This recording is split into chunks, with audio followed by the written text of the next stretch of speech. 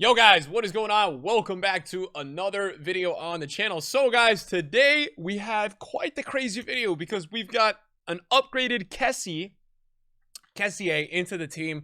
He has high work rates and he's got a monster upgrade. He got +3 pace and +3 passing. So if you do this one's the watch card, man, what a card. 78 shooting, 77 passing, 82 dribbling, 84 defending, 89 physical.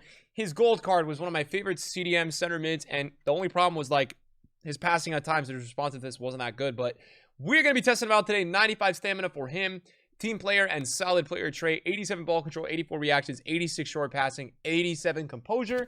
We've also got the upgraded Lewandowski. We kind of got the Barcelona themed video today, and Lewandowski got +2 pace, and his shooting in game is just nuts. Like, that shooting is just crazy, should be broken. 94 reactions, 88 strength, 93 heading accuracy, and we've also got this Lewandowski lengthy in game, so hopefully he can help us. Obviously we're in elite division, so it's not the easiest. Finesse shot, outside foot for Lewandowski, and yeah, then we've also got inform Usman Dembele, guys. 5-star for Dembele. Super hyped up card. I paid 455k and he is not even on the market right now. I think it's very overpriced. Like, all things considered, I just think it's kind of crazy to pay this price for this card, but we're going to give him a go. We got him at such a good price. I think for me, like left forward, right forward, he's going to be playing either of those positions in our 4-3-2-1. That's really where we're going to be lining them up. Dembele and Vini up top. We're going to get Vini back in the team, and then Lewandowski in the middle. Kessie, Valverde, and Messi in the midfield. Messi has just been starting to kill it for this club between assists and goals from the midfield. He is killing it. 25 goals, 20 assists in 47 matches. He's doing so well for my team.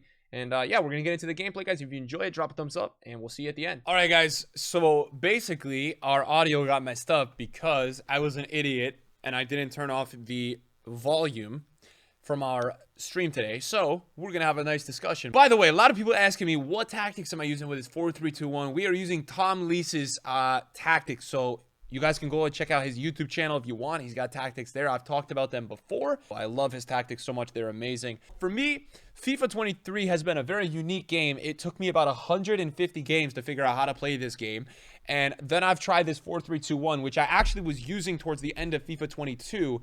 I've always been somebody that played 4-1-2-2 narrow, guys. And so for me, it just wasn't clicking with that formation this year. But what I was noticing is that it's very important in this game to use the fullbacks.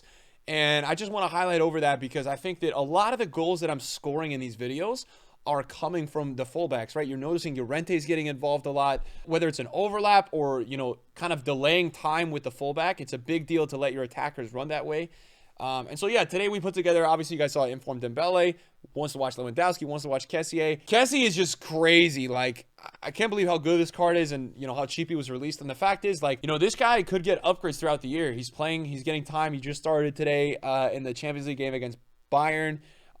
So there's other upgrades potentially with this Kessie, which is just something to really look forward to. I can't believe how well he has played for, you know, what his card stats say. He really outplays them. You know, we're really starting to kind of figure it out with this 4-3-2-1. I feel like the way that I'm really kind of starting to mesh is that I've tried to eliminate all of the skill moves that I can out of my gameplay.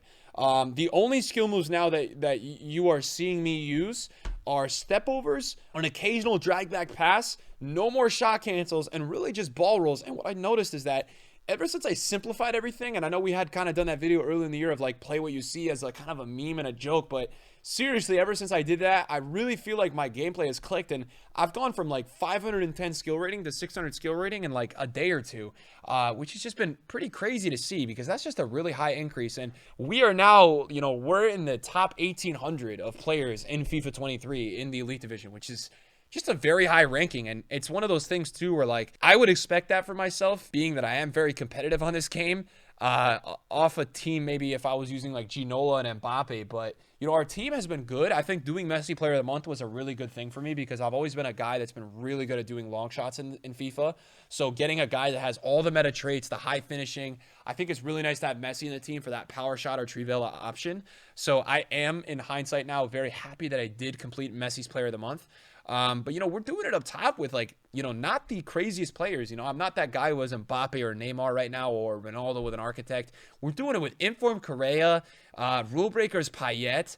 And I think there's also something to be said if anybody's, you know, thinking about using a cheaper team or selling certain players. I think using cheaper players makes you play better. I think you expect less out of the player And I think you really try harder in certain scenarios. Like with this team, yes, my team is not cheap, right? If you think about it, all of the players added up tradable wise are probably like 2 mil, even though it's a first owner team and it's untradeable. What I will tell you is it's one of my best first owner teams that I've had through a FIFA in the beginning. And I just feel like I'm playing more focused, whether it's my midfield passing, whether it's my wing play. My focus is immense right now. It's very, very tactical as well.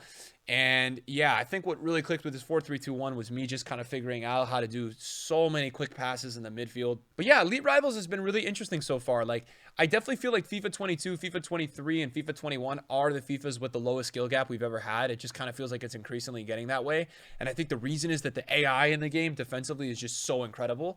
But what I will say is the beginning is always the best time to really go ahead and play it if you want to give it a go. The skill gap is always going to be highest in the first like 2 or 3 months before cars just get out of control. And so I guess for that reason, I'm kind of enjoying myself playing this game because I'm enjoying the early grind of Rivals. And I'm going to try my best. I think we've got about 17 days left in this season.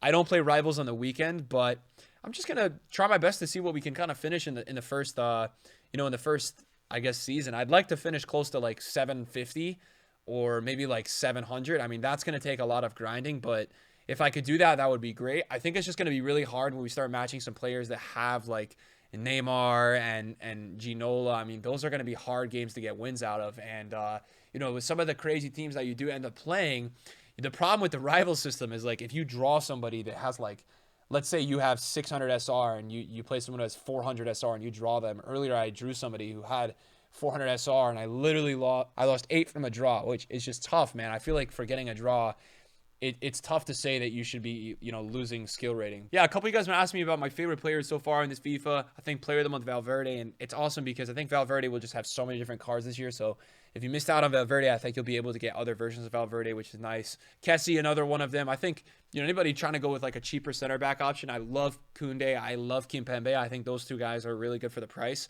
Alaba, though, has been like one of the largest surprises. I mean, I did his SBC originally thinking he was going to be good, but the fact that he's so responsive with his dribbling and then his pace is solid, and also combined with the fact that you can make him lengthy in game, just makes him turn out to be surprisingly, I didn't really expect it, but one of the best center backs in the game. I mean, he really is amazing. And so, yeah, I think I'm going to stick with 4-3-2-1 for a while. I need to figure out another formation kind of when somebody starts constant pressuring me.